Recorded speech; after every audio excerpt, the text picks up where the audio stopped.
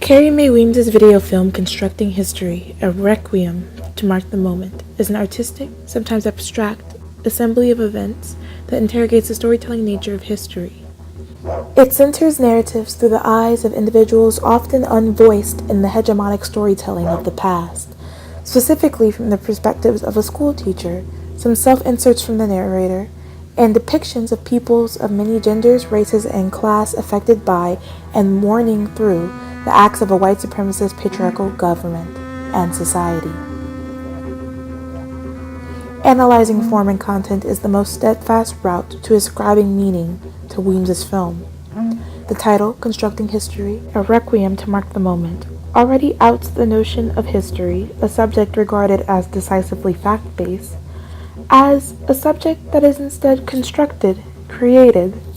Stating that history is constructed makes it unstable, uncertain, open to interpretation and questioning. Secondarily, the subtitle's use of the word requiem more directly preps the viewer for the depictions of death and loss that prevail throughout the film.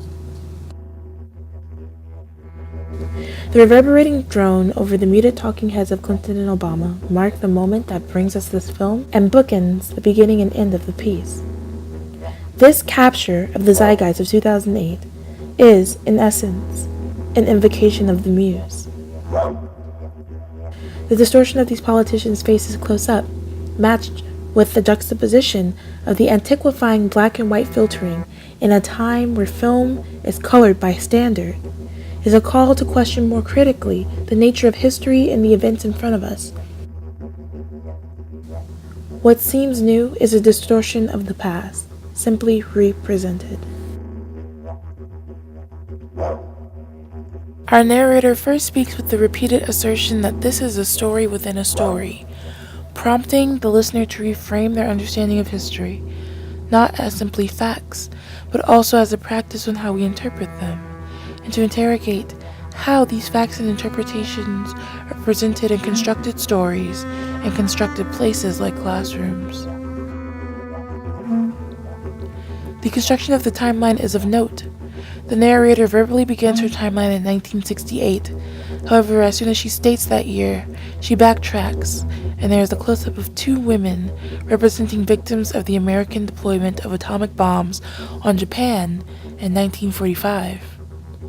Suspending linearity from the timeline from the beginning further edifies the narrator's claim that all history is just story nested within story. About midway through the video, the narrator zeroes in on being black in context of what you could and could not do. The black man in the visual holds a dark tumbleweed in a suitcase, symbolism for the vagrant nature of being black in America, a metaphor more broadly applicable to the diaspora, always drifting and moving to avoid the things one could not do, never really settled, never really at home.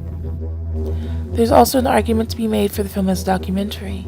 The characters of the school teacher, the children, the woman in winter, the barista, the narrator, are all left underdeveloped, but the world events that drive the film are very much concrete.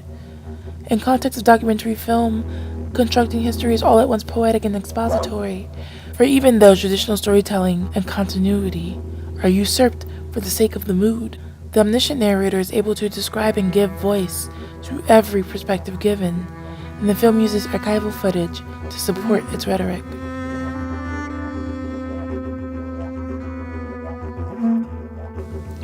The construction of history presented in Weems' work is a bold example of radical representation constituting new meaning and significance for critical analysis.